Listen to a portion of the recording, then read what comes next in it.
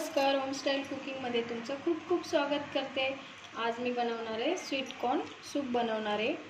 मस्त बाहेर पावसाचे दिवस चालू आहे, मग आपल्याला गरमागरम काहीतरी खावंसं वाटतं ना, म्हणून मी स्वीट कॉर्न सूप बनवणार आहे।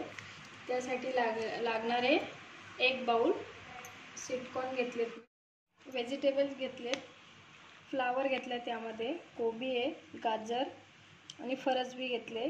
तुम्हाला हवा असेल तर अजून याच्यामध्ये भाज्या ॲड करू शकता। आता या भाज्या धुवून आपल्याला कुकरमध्ये चांगले शिजवून घ्यायचे। आपल्याला त्याचं पाणी पाहिजे भाज्यांचं। धुवून घेतलेत मी आता हे पण। आपल्याला 4 ते 5 बाउल याचं सूप भेटायला पाहिजे, म्हणून आपण तेवढं पाणी घालायचं शिजताना आणि थोडंसं मीठ घालायचं त्यामध्ये। शिजवल्यावरच दाखवते मी आता। भाज्या शिजल्यात, आता मी एक पाणी गाळून घेणार आहे भाज्यांचं। नंतर या भाज्याचं आपण मिक्स भाजी म्हणून भाजी पण बनवून खाऊ शकतो। बघू शकता तुम्ही 4 ते 5 बाउल पाणी भेटले आपल्याला। आता एका कढईमध्ये आपल्याला हे पाणी घालायचं आहे इथे यायला।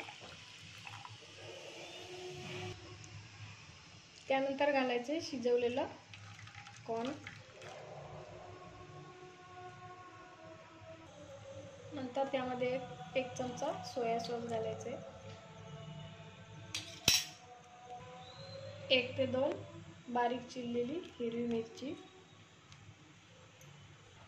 त्यानंतर घालायचा 1 चमचा विनेगर, त्यानंतर चवीपुरता मीठ घालायचे, अर्धा चमचा मिरी पूड घातली मी। चांगली उकळी येऊन द्यायचे पाण्याला। 2 चमचे मी कॉर्नफ्लॉवर घेतले, त्यामध्ये थोडंसं पाणी घालून पातळ करून घेऊ आपण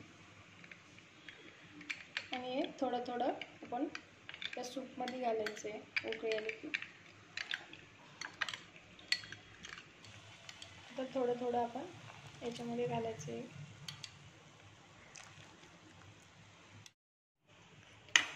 चांगली 5-10 मिनटं उकळी आली आपल्या सूपला।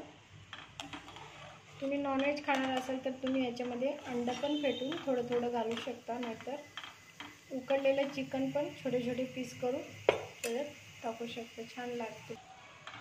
मी बंद करते आता गॅस, थंड झाल्यावर अजून घट्ट होईल, मग आपण सर्व करूया। तर तयार आहे आपलं स्वीट कॉर्न सूप। कशी वाटली तुम्हाला रेसिपी आवडली असेल तर लाईक करा, शेअर करा, सबस्क्राईब करा आणि तुम्ही पण नक्की ट्राय करा।